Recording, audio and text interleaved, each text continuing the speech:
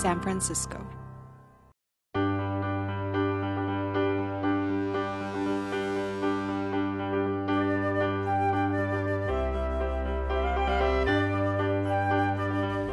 I am going to tell you about the best decision I ever made in my career, and that was about 13 and a half years ago, when we started Salesforce.com.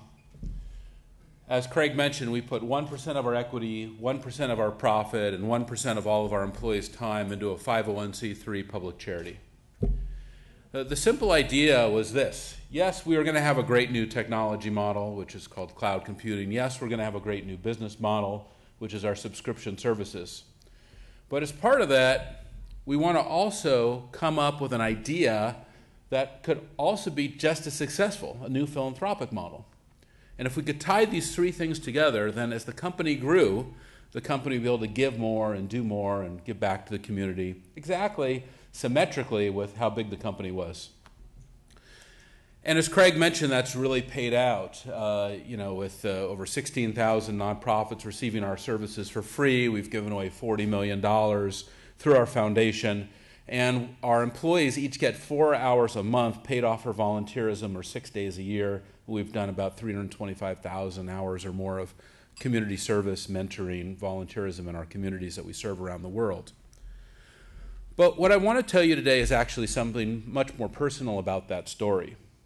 I want to tell you about something that happened to me recently in New York. In fact, it was about 6 weeks ago, where I was invited to participate on a panel discussion for a conference put on by a magazine called Forbes that I'm sure that you've heard of.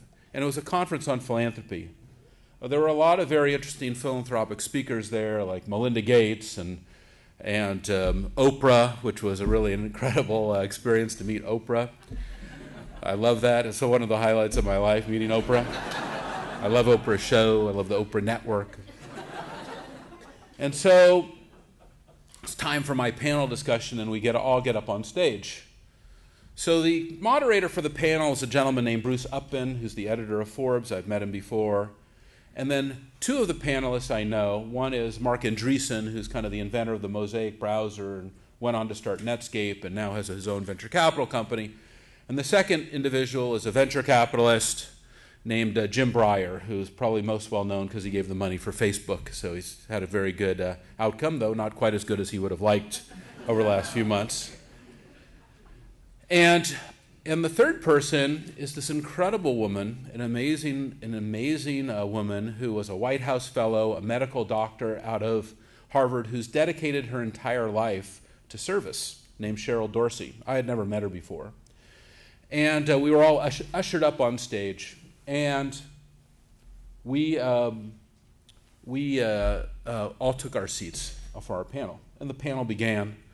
And so Marc was talking about what he was doing in philanthropy, and then Jim went on to talk about what he was doing in philanthropy, and then Cheryl went on to talk about what she's doing with her nonprofit, which is called Echoing Green. And then, of course, they got to me, and for me, I only have one pitch anyway, which is the 1-1-1 pitch, and trying to explain it to what's going on. And it was a very interesting audience because Warren Buffett was sitting in the front row. And the interesting thing about Warren Buffett is obviously he's become one of the great philanthropists of our time, but his philosophical approach is different in that he's waited until the end of his life to make a major contribution. And of course, what I have been advocating is that you basically pay as you go.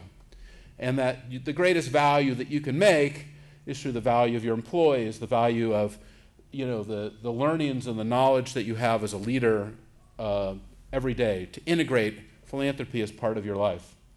So we're making that, I'm making this presentation for Warren and Melinda on and on. And I finished my presentation on the 1-1-1 and how we give our technology away, and we've done these various things. And then at the end of it, Cheryl Dorsey starts to talk about, and I even haven't met her before, how her philanthropy also uses our technology and for free to run her nonprofit and how it's impacted her career. And then she went on to talk about how she has a colleague with another nonprofit who was in Africa doing work on HIV and who was at a studio, and it had a huge stack of all types of HIV information, and the data, and recognized that if he just logged on to Salesforce, he was going to get that service for free, and he could put all the HIV data into the database and get all the analytics and get off of paper right there in the middle of the African continent.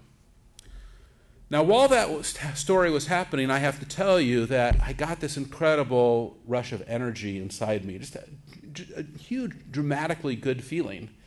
And that good feeling that I get, I have to tell you, happens on a continuous basis. And I want to give you my insight into why that is. It's really no different than we just had a great experience where I just heard from this leader here of the African American Shakespeare company is here, and where is she? Right here, who's telling me how she's using Salesforce to use, Sherry's using Salesforce to run her services. And honestly, when you're giving back, really it's actually an unbelievable selfish thing. You just get this good feeling. It's really pretty awesome how good you feel all the time. And I'll tell you something amazing about philanthropy and generosity and building it in your life and why it's so great. I was back on that panel and I was hearing Cheryl talk about it, and I've heard it, I get this experience all the time, but for whatever reason, just at that moment, something amazing happened to me. On the plane to New York, I had been learning from a spiritual teacher who had been trained in the Jesuit community named Carolyn Meese. And she had been talking about the Our Lady of Grace, St. Teresa of Avila. And that great saint, she talks about how grace is how we bring the water up from the well and into our lives. And of course, what she's speaking about is that incredible energy that connects all of us, that good feeling, the great things that we can do right here while we have these business careers, educational careers, families, the ability to constantly give back.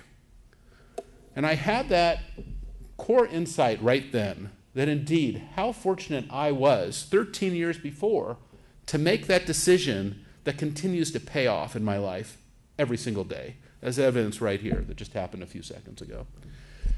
And what I'll encourage all of you is, as you come to this great university and you learn about business and you learn about how to make money and you learn how to be successful, don't forget about the importance of giving back.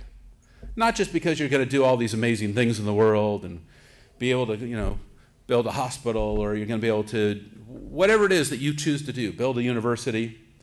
Because at the end of the day, nothing is going to make you feel better, be happier, and be connected more to each other. These are really great times.